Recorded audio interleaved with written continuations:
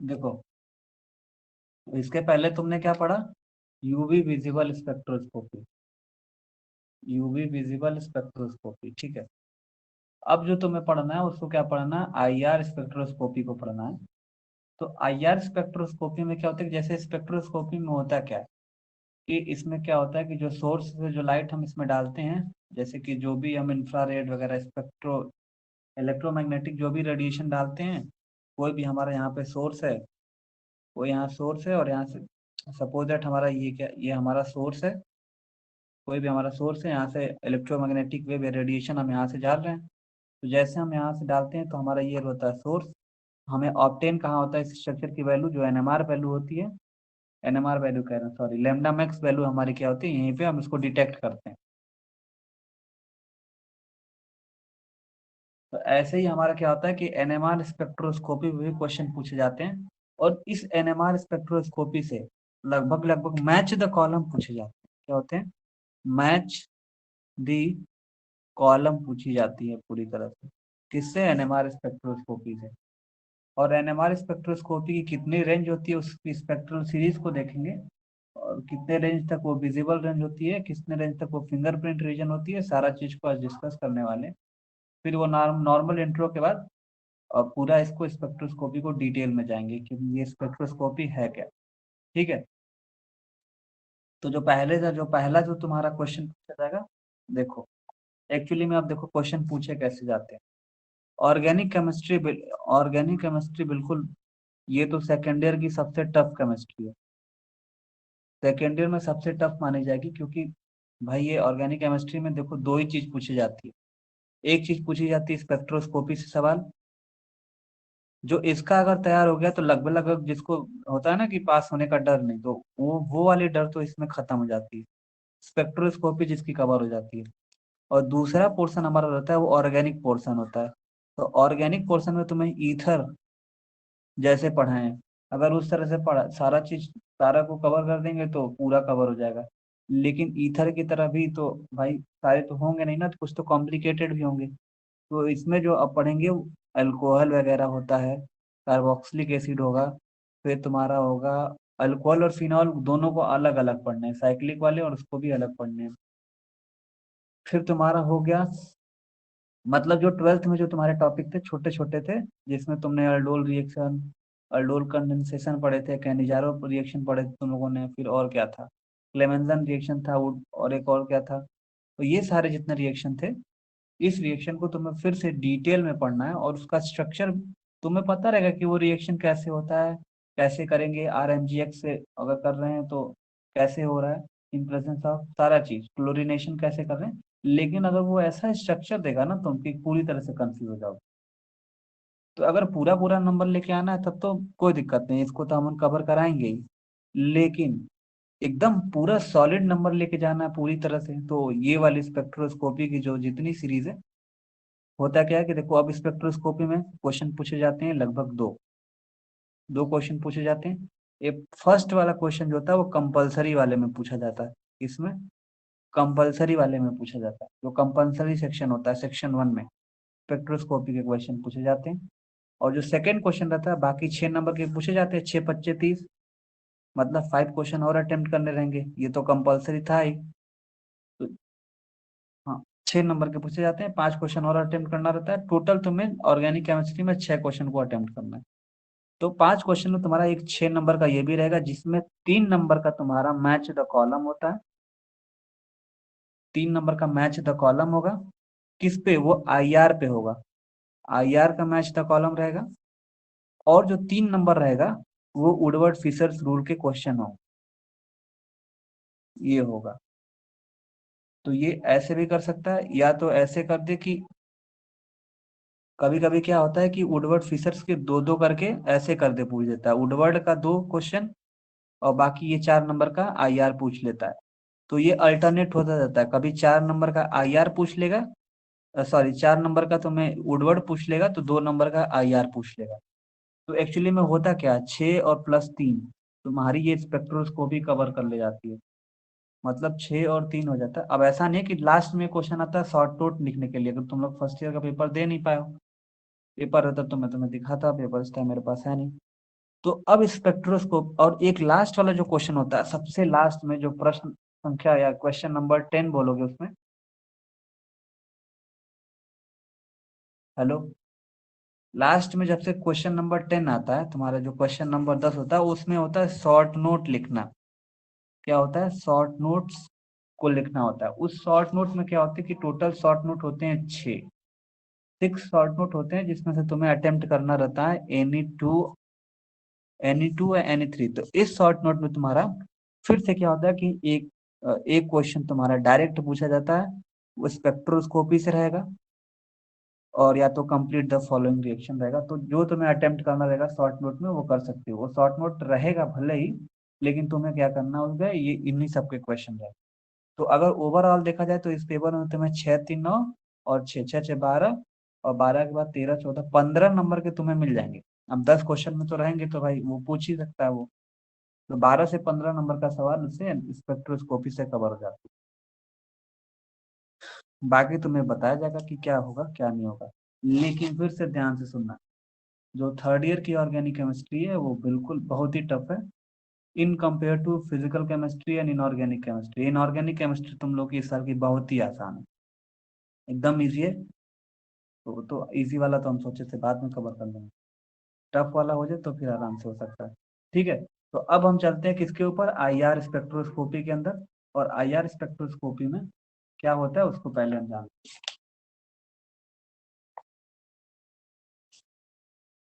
पहले तो इसकी जानते हैं कि इसकी रेंज क्या होती है, कितनी रेंज, कितनी की रेंज इसकी नहीं होती है। रेंज इसमें सबसे ज्यादा इंपॉर्टेंट इसकी क्या है, वेरी इंपॉर्टेंट, इसमें सबसे पहले जानना क्या है कि उसकी रेंज कितनी होती है। भाई रेंज रहेगी तभी हम वैल्यू को पता कर सकते हैं। तो आईआर में जो रेंज होती है,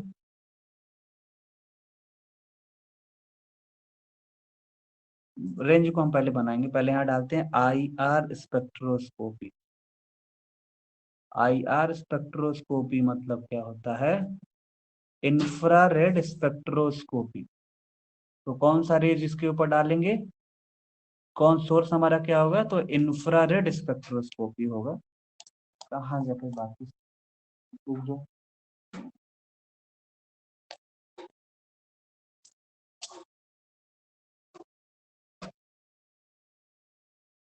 इंफ्रारेड स्पेक्ट्रोस्कोपी।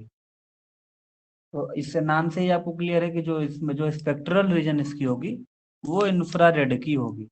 तो जो सबसे पहले जानते हैं कि तो जो स्पेक्ट्रोस्कोपी जो डील्स करती है, मीन्स अगर तुम्हें हम बताएं कि जो इसका एक टेबल अगर ड्रॉ करना, टेबल नहीं मतलब नॉर्मल, अगर आप जानना चाहो तो इसको एक बार ड्रॉ कर लेना कि इसकी रेंज कितनी होती है। तो सबसे महत्वपूर्ण है इसका कि रेंज जानना।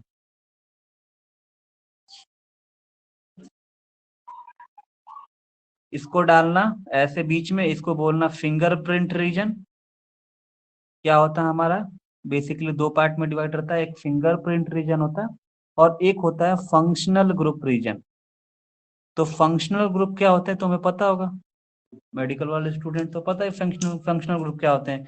भाई जो OH वगैरह लगे रहते हैं, क्लोरीन लग गया, ब्रोमीन लग गया, COH लग गया, ये हमारे फंक्शनल ग्रुप है। तो फंक्शनल ग्रुप अगर किसी कंपाउंड पे लग जाता है तो उस पे उसकी रेंज क्या होती है, और फिंगरप्रिंट रीजन रहता है तो उसकी रीजन क्या होती है। समझ में आया? तो फंक्शनल ग्रुप का रीजन होता है जो वो 4000 से लेके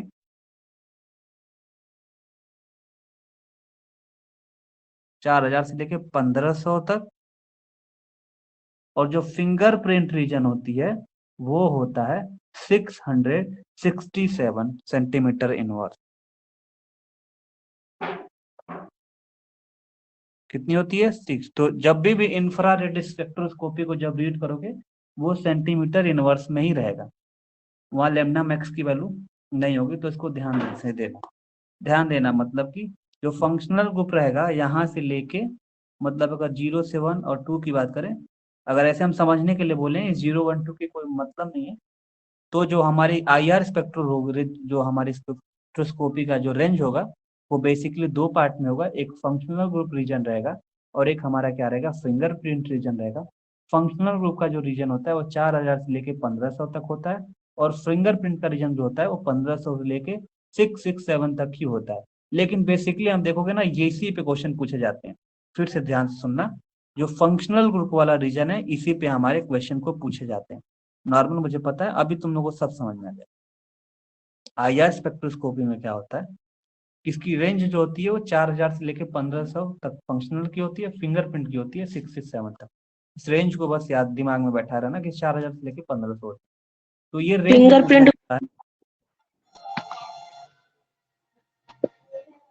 हेलो, हाँ सारा चीज बता रहे हैं कि फिंगरप्रिंट रीजन क्यों होता है, कैसे होता है, कहाँ पे होता है, कहाँ नहीं होता है, उसका एक एक चीज करेंगे। अब बात करते हैं, कोई डेफिनेशन पूछा कि आईआर स्पेक्ट्रोस्कोपी की डेफिनेशन क्या है, पूछा गया। तो the spectroscopy which deals with या डील्स द स्पेक्ट्रल रीजन, क्या बोल सकते हो, the spectroscopy which deals with the spectral region. तो रीजन का नाम बता सकते हो, from 4000 centimetre inverse to 667 centimeter inverse is known as IR spectroscopy. Known as IR spectroscopy. ठीक है, तो कोई आईआर स्पेक्ट्रोस्कोपी की डेफिनेशन पूछता है कि व्हाट इज आईआर स्पेक्ट्रोस्कोपी, तो बताओगे जिस स्पेक्ट्रोस्कोपी में जो स्पेक्ट्रल रीजन होता है वो 4000 से लेकर 667 सेंटीमीटर इनवर्स होता है, उसको बोलते हैं आईआर स्पेक्ट्रोस्कोपी। आईआर स्पेक्ट्रोस्कोपी की रेंज तुम्हें पता है कि 6000 से लेके, और उसी को बोलते हैं आईआर स्पेक्ट्रोस्कोपी। और बेसिकली जो इसकी जो रेंज होती है वो दो पार्ट में होती है, एक हमारी होती है फंक्शनल ग्रुप और एक हमारी होती है फिंगरप्रिंट के रीजन। तो जो हमें बीएससी के क्लासेस में जो मतलब तुम्हारे सेकेंड ईयर में जो सवाल पूछे जाते हैं वो फंक्शनल ग्रुप के रीजन से ही पूछे जाते हैं, मतलब 4000 सेंटीमीटर इनवर्स से लेके 1500 सेंटीमीटर इनवर्स। तो फिर से एक एक को डिफाइन करोगे, there are the two type of region. Message में टाइप करो, मैसेज में टाइप करो भाई।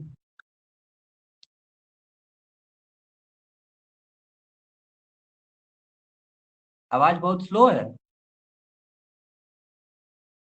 सलोनी आवाज स्लो है, शालिनी, शिवांगी आवाज स्लो है क्या पूरा? सर क्लियर तो है। क्लियर है सर। फिर बताओगे, इसमें दो पॉइंट में बताओगे। पहला पॉइंट ये होगा कि भाई हम फंक्शनल ग्रुप रीजन किसको बोलते हैं, अगर एग्जाम में पूछा जाएगा तो बताओगे the spectral region, spectral region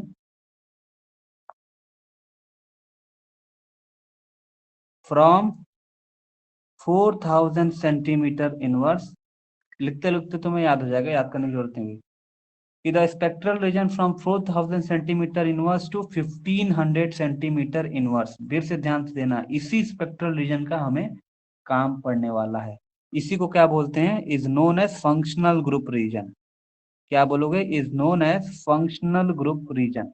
तो कभी आईआर स्पेक्ट्रोस्कोपी का डेफिनेशन पूछता है तो पूरा बताओगे ये। फिर उसके बाद बताओगे कि फिंगरप्रिंट रीजन किसको बोलते हैं, द फिंगरप्रिंट रीजन।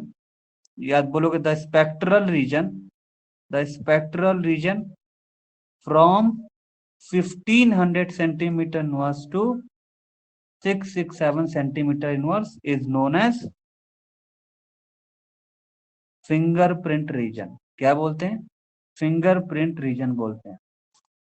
फिर से ध्यान से सुनो, आईआर स्पेक्ट्रोस्कोपी जो डील्स करता है वो लगभग लगभग जो उसकी रेंज होती है 4000 सेंटीमीटर इनवर्स से लेके 667 सेंटीमीटर इनवर्स होती है, उसी को बोलते हैं आईआर स्पेक्ट्रोस्कोपी। इसका सोर्स जो क्या हो गया, इंफ्रारेड रेडिएशन होगा। जब इसको किसी भी हमारा ये सोर्स होगा, जब किसी भी हम जो हमारा जो सैंपल होगा उसके जब हम इसको डालेंगे तो हमें क्या डिटेक्ट होगा, तो ये वैल्यू, इसी के बीच की वैल्यू जो होगी डिटेक्ट होगी। अभी तो हम बताएंगे कि भाई डबल बॉन्ड की वैल्यू क्या होती है, सिंगल बॉन्ड की वैल्यू क्या होती है, अगर उसका सीएल रहेगा तो उसकी वैल्यू क्या होती है, उसको याद करने करवाने की जिम्मेदारी हमारी है। तो ये थोड़ी सी स्पेक्ट्रोस्कोपी, आईआर स्पेक्ट्रोस्कोपी और एनएमआर, जो आईआर होती है, आईआर स्पेक्ट्रोस्कोपी और एनएमआर और यूवी विजिबल, यूवी विजिबल। और एक तो शिवांगी तुमने जो पूछा था वो वो जो होती है एक्चुअली में, ये जो होती है ना इलेक्ट्रॉनिक स्पेक्ट्रोस्कोपी, यहाँ पे पढ़नी ही नहीं है। सेकेंडरी में तुम्हें यूवी आईआर पढ़नी है, तो आईआर और एनएमआर, जिसमें से आईआर और एनएमआर बहुत ही टफ स्पेक्ट्रोस्कोपी। तो आईआर में कोई दिक्कत नहीं होगी, बस अभी तो सिर्फ शुरुआत है, आगे देखते जाओ कितनी आसानी से समझ में आएगा। ठीक है, अब देखो,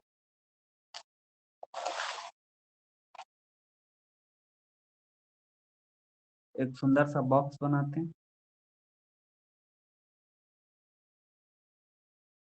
क्या मैसेज किया है वो? क्लियर है, तब क्या बोल रही क्लियर नहीं है?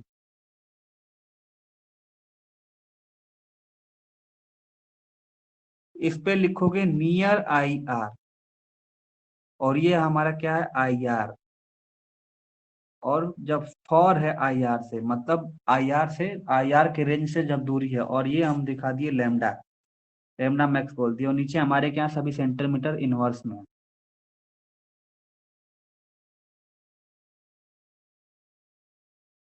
मान लो इसको हम 1500 कर देते हैं, और ये 667 कर देते हैं, और इसको 5 सेंटीमीटर इनवर्स कर देते हैं, और इसके फार जो होगा हमारा, वो हो जाएगा 12,500 सेंटीमीटर इनवर्स। ये हमारा क्या 12,500 सेंटीमीटर वर्ष है, ये हमारा 1500, और ये 667 है। तो ये तो अब बताया जाता है कि भाई ये आगे भी जा सकती है इसकी रेंज।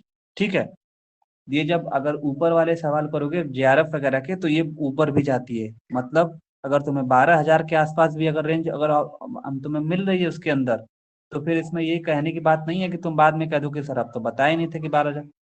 तो यहाँ नहीं मिलेगा वो सवाल, अभी तक तो नहीं पूछे जाएंगे, और ना ही ये 667 के नीचे ही पूछे जाएंगे। इतना भी नीचे नहीं पूछा जाएगा। जो तुम्हें पूछे जाते हैं वो फंक्शनल ग्रुप रीजन के बेसिकली पूछे जाते हैं। 1500 वाले से लेके और 4,000 तक ही सवाल पूछे जाएंगे, सिलेबस में यही है तुम्हारा।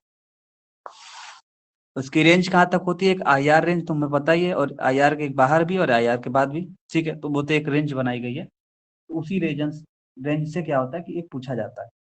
तो एक बार आपको रेंज याद करना होगा कि इसकी रेंज कितनी है, 4,000 से और 1500 सेंटीमीटर इनवर्स में। इसका भी एक चार्ट है, टेबल है। तुम लोग को ये वाला टेबल पे याद करने में कोई दिक्कत हो रही है क्या? पहला वाला तो सिंपल से, तुम प्रैक्टिस करते करते रहोगे तो याद हो जाएगा। दूसरा वाला भी बहुत सिंपल है, अगर तुम उसको प्रैक्टिस करते रहोगे तो याद हो जाएगा। क्लोरीन, बस तुम्हें कुछ याद नहीं करना उसके अंदर, बस दोनों में मैं तुम लोग को बताया था ना कि उसमें होता क्या कि 5 वाला रिंग होगा या तो 6 वाला रिंग होगा, या तो 214 होगा या तो 202 होगा। एल्डिहाइड वाले पे बहुत ही कम क्वेश्चन पूछे जाते हैं शिवांगी। एल्डिहाइड मतलब कि, मतलब कम ही पूछे जाते हैं। वो तो तुम्हें एक दे दिया जाता है कि इनकेस अगर एग्जामर एक्स्ट्रा आपको आप ओवर स्मार्ट स्मार्ट बनता है, तो तुम एल्डिहाइड को देखोगे तो खुद ही पहचान जाओगे। एल्डिहाइड ईथर वगैरह तुम नहीं पहचान पाओगे, आराम से पहचान जाओगे। कीटोनिक ग्रुप रहा तो कैसे पहचान जाओगे, ईथर रहा तो ROR रहेगा। तो वो एक्सेप्शन वगैरह में होगा, तो कुछ नहीं, उसकी वैल्यू होगी 410 के, कितना था, 210 के आसपास होती है। तो बेसिकली तुम्हें उसमें दो ही वैल्यू याद करनी है, एक याद करना है 215 था, और एक क्या हमारा क्या था, 202। बेसिकली उसी पे ही सवाल पूछे जाते हैं यहाँ पे। ठीक है, बोलो यहाँ तक समझ में आया?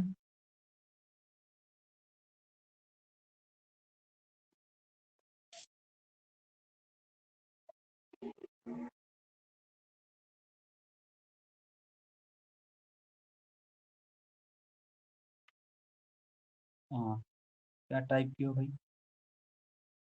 15,000 है या 100 है? ए भगवान, कौन सा 15,000? ये जो होता है, ये तुम्हारा यहाँ पे 1500 है ना भाई, ये 667 है तो ये 1500 होगा ना, फिर ये 4,000 हुआ। ये 4,000 से लेके 1500, 1500 से लेके 667 है। तो बेसिकली तुम्हें जो सवाल पूछे जाएंगे वो इसी रेंज से पूछे जाएंगे, 4,000 से लेके 1500 तक ही पूछे जाएंगे। तो आईआर स्पेक्ट्रोस्कोपी होती क्या है, उसकी रेंज क्या है, अभी ये डिस्कस किए। फंक्शनल ग्रुप रीजन क्या है और फिंगरप्रिंट रीजन क्या है। तो फंक्शनल ग्रुप रीजन मतलब क्या होगा कि जिस जिस पे फंक्शनल ग्रुप लगा रहेगा। तो अब तो फंक्शनल ग्रुप रीजन से आप क्या समझते हो, जाहिर सी बात है, अगर फंक्शनल ग्रुप रीजन हुआ, फंक्शनल ग्रुप रीजन हुआ तो आप कहीं देखोगे कि कोई स्ट्रक्चर है, अगर उसके ऊपर क्लोरीन लगा हुआ है तो उसकी वैल्यू कितनी होगी, ब्रोमीन लगा हुआ है तो उसके ऊपर कितनी वैल्यू होगी, अगर उसके ऊपर OH लगा है तो उसके ऊपर वैल्यू कितनी होगी। अगर मतलब ऐसे होता है कि अगर वो अल्कोहल दिख रहा है तो उसकी वैल्यू कितनी है, एल्डिहाइड है तो उसकी वैल्यू कितनी है। तो ये जो OH हो गया, ये कार्बोक्सिलिक एसिड COOH लगा है, कार्बोक्सिलिक एसिड का ग्रुप लगा हुआ है तो उसकी वैल्यू कितनी होगी। तो सारे वैल्यू को हम कल अच्छे से एक्सप्लेन करेंगे, ठीक है। अब आते हैं हम इसके सवाल पे, जो कल का सवाल था वो तुम लोग खुद बताओगे कल की तरह।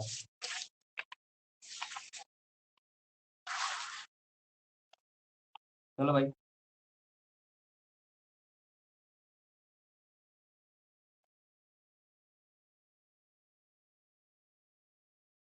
चलो शिवांगी, तुमने बहुत सॉल्व किया, बताओ तो।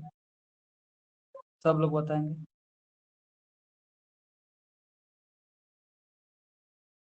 चलो शुरू हो जाओ।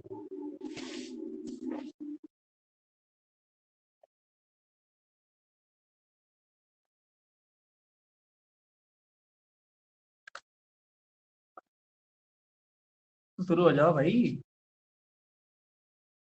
चलो ना, तुम बताओ। उच। पहले सर नंबरिंग होगी। अच्छा, पहले नंबरिंग होगी। Alpha beta gamma delta. इस कार्बन से पहला कार्बन अल्फा, इस कार्बन से दूसरा कार्बन बीटा, इस कार्बन से तीसरा कार्बन गामा, और ये हमारा क्या हो गया, डेल्टा। ठीक है। 215। 215। एक्सटेंडिंग कॉन्जुगेशन है 30। एक्सटेंडिंग कंजुगेशन में 30। हाँ, और गामा एक रिंग रेजिड्यू है गामा के पास, सॉरी डेल्टा के पास। अच्छा, 18 और एक ऐड रिंग, होगा। एक रिंग रेसिड्यू हाँ, में तो 18 ऐड होगा। और एक डेल्टा बीटा का रिंग, बीटा के पास है बीटा के पास रिंग रेसिड्यू है 12। 12। हाँ, और एक एक्सोसाइक्लिक है तो 5। कहाँ पे एक्सोसाइक्लिक है, ठीक है 5। बस ऐड कर लीजिए। बाकी लोग बताएं क्या सही है। सर शिवांगी। 280 आ रहा है। 280। 8 2 10, 5 15 और 15 5 20 के जीरो कैरी।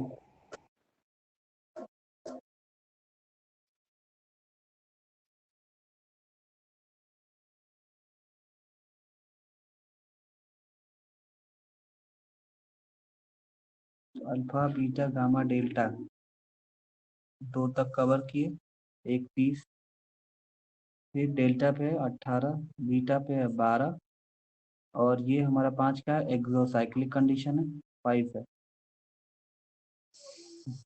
सही है भाई। हाँ, कोनो मैसेज कर, कोई मैसेज कर रहा है। क्लियर है कुछ ना, क्लियर है। अरे शायद तो बोलो भी तो, क्लियर है कि नहीं क्लियर है। क्लियर है सर। ठीक है, वेरी गुड।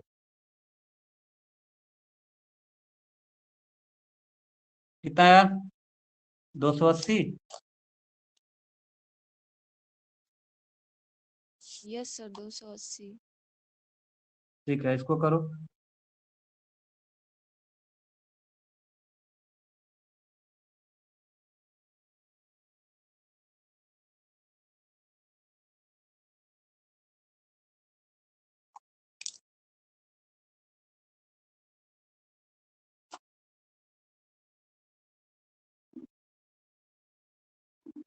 चलो अब ये वाला सवाल कौन बताएगा। शिवांगी, चलो बताओ। एक एक लोग बताएंगे। शिवांगी। सब तो बता दिया है आपको। अच्छा ठीक है भाई, तो तुम लोग एक एक करके बताओ। चलो ठीक है। छाया तुम बताओ। चलो कल वाला तो क्वेश्चन जो था वो तो था ही। हाँ बोलो छाया, बोलो। सर सबसे पहले 215 होगा। अच्छा, सबसे पहले 215। ठीक है, गुड। फिर नंबरिंग कर लीजिए। नंबरिंग नहीं इसमें करते हैं, अल्फा बीटा गामा देते हैं। चलो ठीक है। इस इस कार्बन से पहला कार्बन अल्फा, इस कार्बन से दूसरा कार्बन बीटा, इस गामा कार्बन से डेल्टा। तीसरा कार्बन गामा, डेल्टा। फिर आगे उसके बाद 30 ऐड होगा। 30 ऐड होगा एक्सटेंडिंग कंजुगेशन के लिए।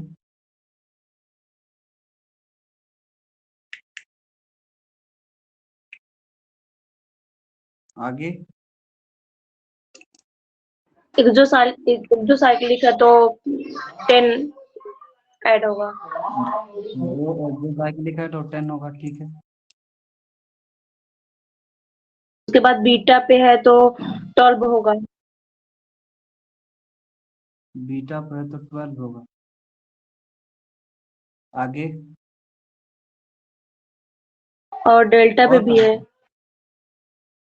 अच्छा, डेल्टा पे है तो डेल्टा पे तो कितना होगा? 18। डेल्टा पे तो 18 होगा। कोई और बताए? यस सर, डेल्टा 18 पे ही हो। नहीं नहीं, क्लोरीन है डेल्टा पे ना। डेल्टा पे ये बता दो क्या क्या है, पहले ये बता। क्लोरीन है डेल्टा पे। डेल्टा पे क्लोरीन है। डेल्टा पे 12 होगा। एक तो तुमने डेल्टा पे 12 12 भी बताया। होगा। हाँ। तो 12 और 18 दोनों होगा। और हाँ, रिंग रेसिड्यू भी है। ठीक है। क्लोरीन पे डेल्टा की वैल्यू कितनी होती है? 12 है। और CH3 की डेल्टा की वैल्यू कितनी होती है? 18 लिखिए उसमें। हो गया? क्या कंप्लीट हो गया?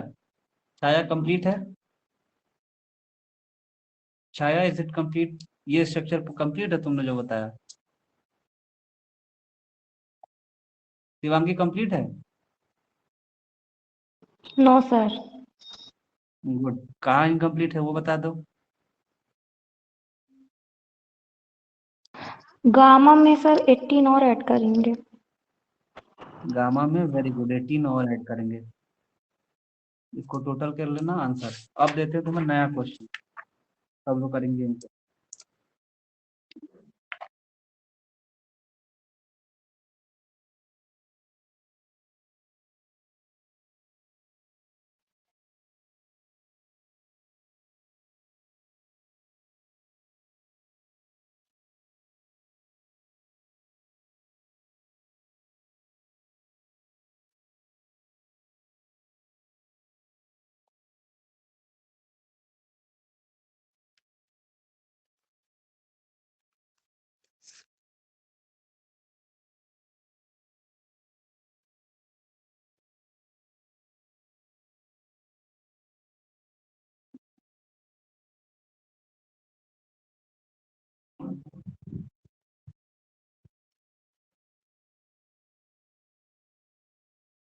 चलो भाई करो।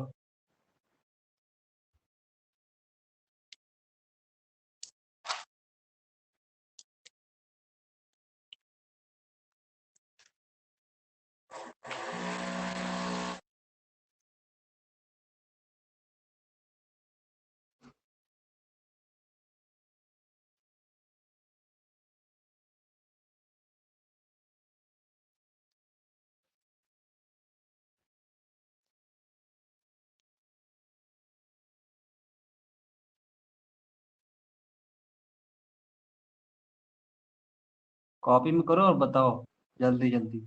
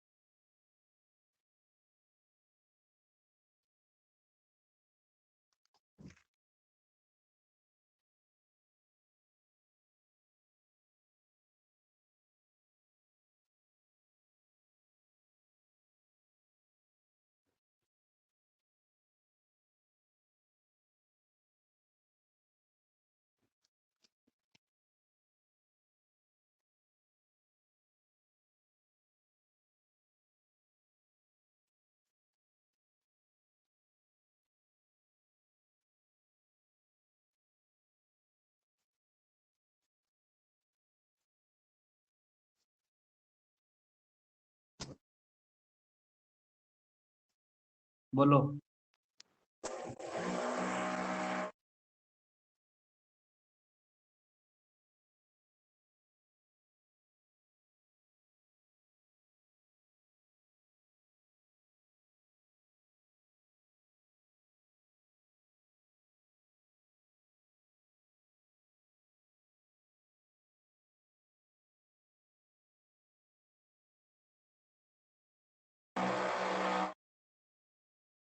सर पहला 428 आया है।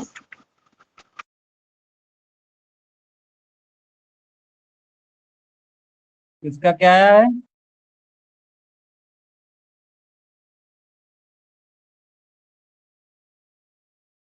साले ने किसका? इसका क्या आया है तुम्हारा?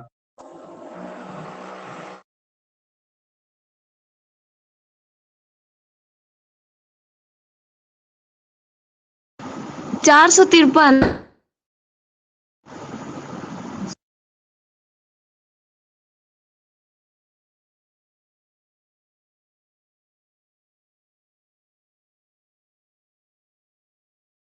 बाकी लोग का?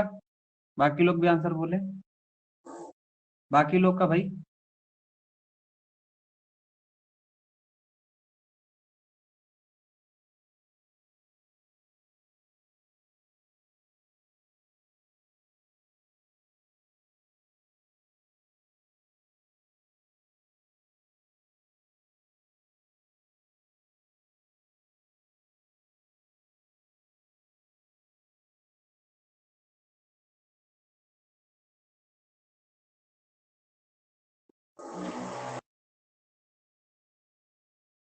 इस सिंबल का मतलब समझ लेना, ये सिंबल जो दिया रहेगा, ऐसे क्वेश्चन दिया तो कंफ्यूज मत होना, ये कार्बोनिल के क्वेश्चन होंगे। इसका मतलब इसके आगे ओ लगा हुआ है, तो ऐसे कंफ्यूज करने के लिए ऐसे दे देगा। समझ लेना तुम लोग।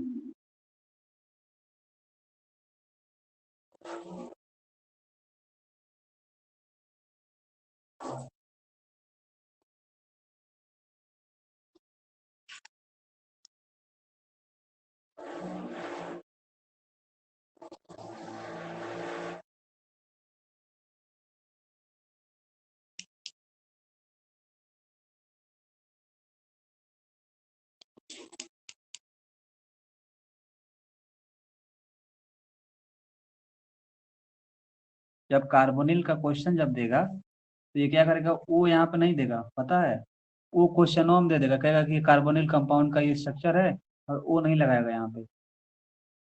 अब ये नहीं कि यहाँ पे वो हटा दिया तो क्वेश्चन कुछ नहीं देगा, वो देगा तभी ऐसा होगा, नहीं तो फिर वो तो नॉर्मल वाला हो जाएगा।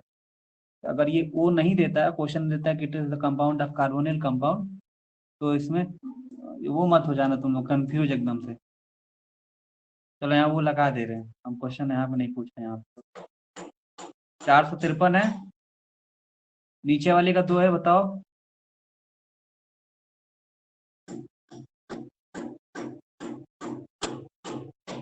एक काम करो तुम लोग, इसको सॉल्व करके मैसेज करो।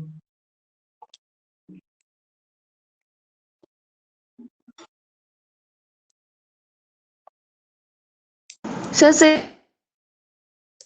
साइक्लिक है कि नहीं? सेकंड वाला एग्जिस्ट। सेकंड वाला एक्सोसाइक्लिक का है। सेकंड वाला एक्सोसाइक्लिक नहीं है भाई।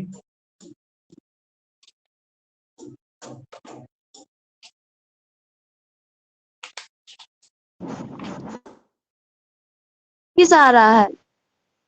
321। ओके, और कुछ?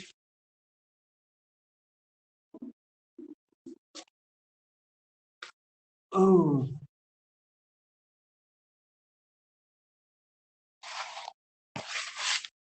इसको स्क्रीनशॉट ले लियो ना तुम लोग।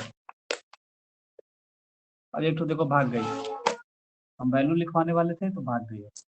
आई आर की जो वैल्यू होगी, जो कुछ याद करना है अभी से, उसको हम नोट कराते हैं।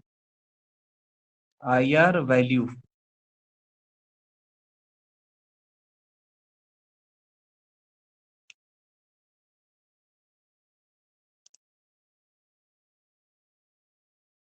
जब कार्बन कार्बन के बीच जब सिंगल बॉन्ड रहेगा और कार्बन कार्बन के बीच जब डबल बॉन्ड रहेगा और कार्बन कार्बन के बीच जब ट्रिपल बॉन्ड रहेगा, ध्यान से सुनना, जब कार्बन कार्बन सिंगल बॉन्ड रहेगा तो इसकी जो वैल्यू होगी वो कितनी होगी 1100।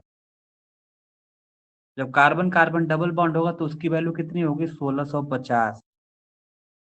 और जब कार्बन कार्बन ट्रिपल बॉन्ड होगी तो हो जाएगा ये 2150। और कार्बन नाइट्रोजन जब होगा ट्रिपल बॉन्ड तो इसकी जो वैल्यू होगी वो हो गया 2250। तो 1100 से 1650, 1650 से 1150, 2150 से 2250।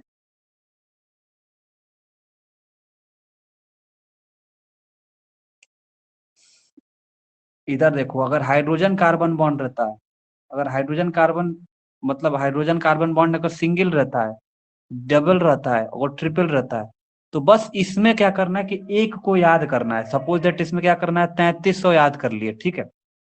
जब 3300 याद कर लिए तो इसमें से 2 घटा तो 31 हो गया, 3100 हो गया।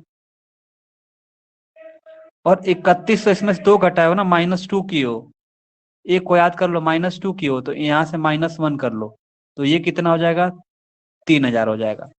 तो 3300 एक याद करना है, इसमें हाइड्रोजन कार्बन बॉन्ड बस 3300 याद करना है, उसमें से 2 घटाते जाना। 2900 भी इसको कर सकते हो, 2900 भी कर सकते हो, तो कोई समस्या नहीं है। इसमें से 2 माइनस करना है, इसमें से 1 माइनस करना है, एक को याद करना, ये याद हो जाएगा। कार्बन कार्बन वाले में क्या करना है कि एक को याद करना और जितने अंतर हो रहा है उसको याद कर सकते हो।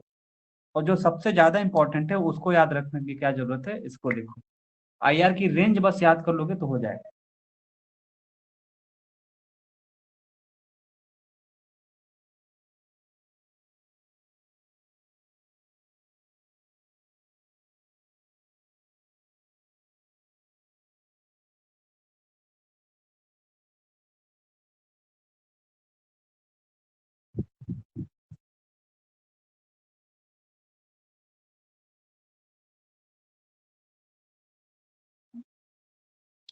जहां पे तुम एसिड एंड क्लोराइड दिखेगा तो ये वो 1800 है।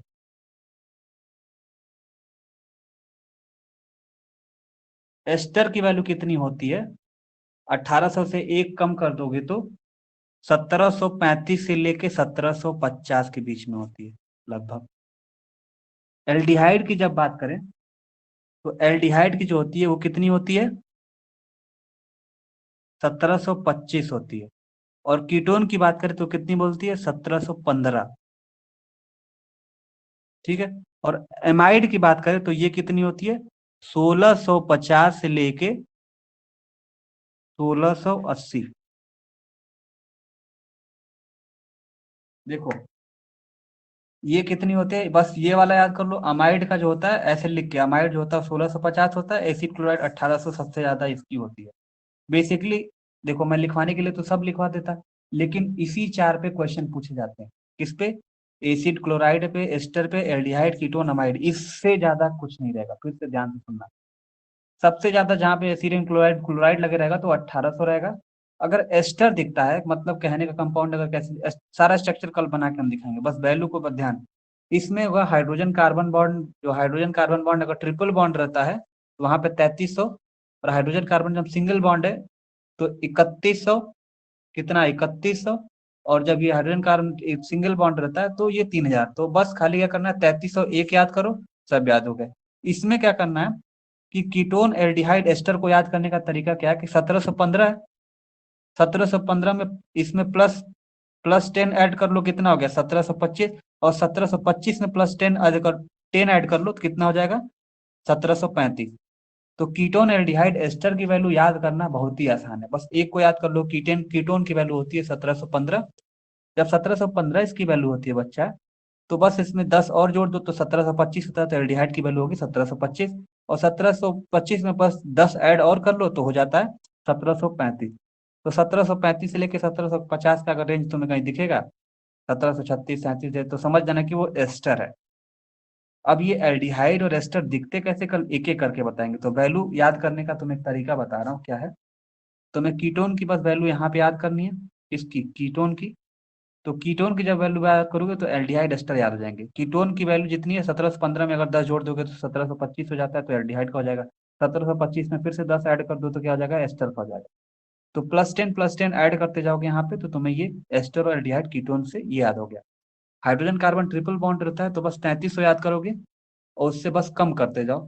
तो ट्रिपल बॉन्ड का ज्यादा होता है, कम करते जाओ तो हो जाएगा। यहाँ पे भी मैंने बताया था कि देखो सिंगल बॉन्ड का कम होता है, डबल बॉन्ड का, ट्रिपल बॉन्ड का ज्यादा होता है। 2150 और 1650 में कितने का अंतर है, बस अंतर से याद कर सकते हो। तो बेसिकली बस अभी इतना ही अभी ध्यान दोगे, ठीक है, कि एसिड एंड क्लोराइड रहेगा तो एस्टर रहेगा तो क्या होगा, एल्डिहाइड रहेगा तो क्या होगा, कीटोन रहेगा तो क्या होगा, अमाइड रहेगा तो क्या होगा।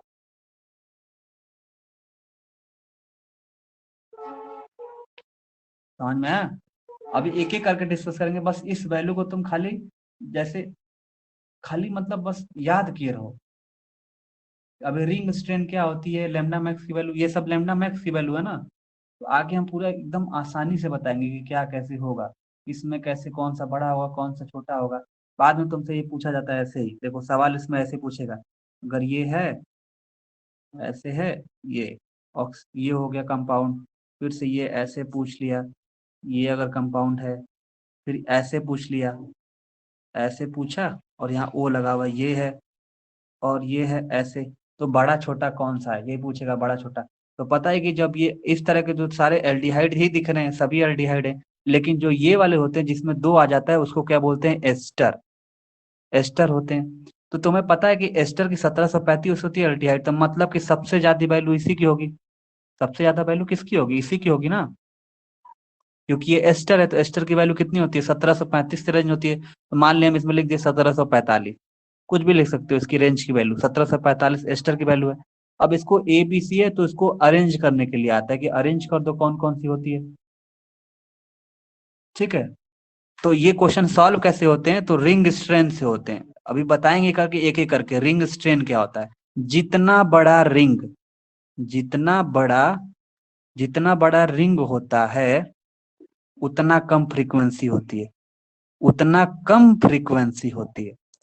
मतलब अब ये से अलग दिख गया भाई, एस्टर है बाकी एल्डिहाइड है, तो एस्टर का 1735 वैल्यू होती है, तो ये तुम्हें आसानी से पता चल जाएगा। और एक मैंने क्या बताया, रिंग स्ट्रेन में क्या होता है कि जितना बड़ा रिंग, तो जितना बड़ा रिंग होगा उसकी फ्रीक्वेंसी सबसे कम होगी। तो फ्रीक्वेंसी तुम याद की रहोगे कि 1725 होती है इसकी, 1725 हमारी एल्डिहाइड की फ्रीक्वेंसी होती है।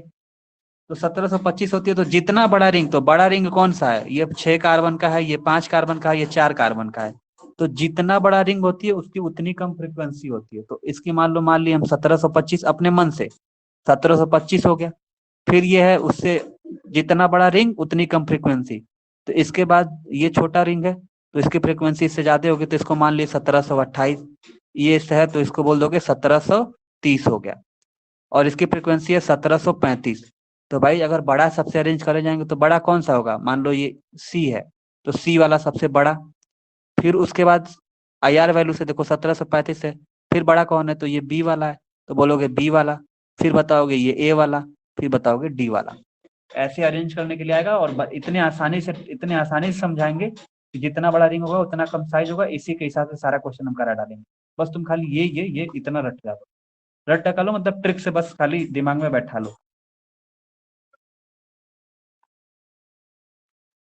और ये वाला सवाल जो इसके तुम्हारा पहले आप क्वेश्चन दिए थे 2015 में पूछा हुआ है। हाँ बोलो।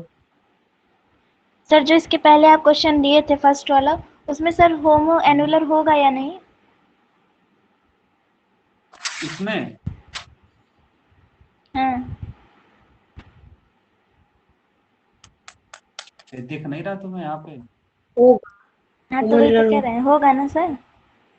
हाँ होगा। चलो ठीक है, सब लोग लीव कर सकते हो। कितना आंसर होगा वैल्यू को इसका? बता तो रही है 353। अब हम इसको सॉल्व करके भेजेंगे, ग्रुप में भेजो।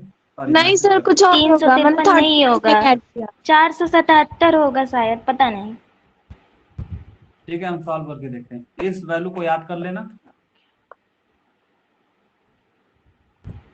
ठीक सर है। 492 सर एक बार दे होगा। दीजिए, इसको स्क्रीनशॉट कर लें।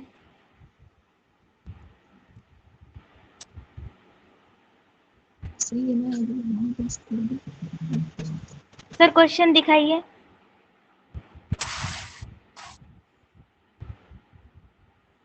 सर 453 नहीं आएगा, गलत हो गया। हो गया। अच्छा ठीक है, हम देख लेंगे। तुम लोग लीव कर सकते हो, वैल्यू को याद कर लेना।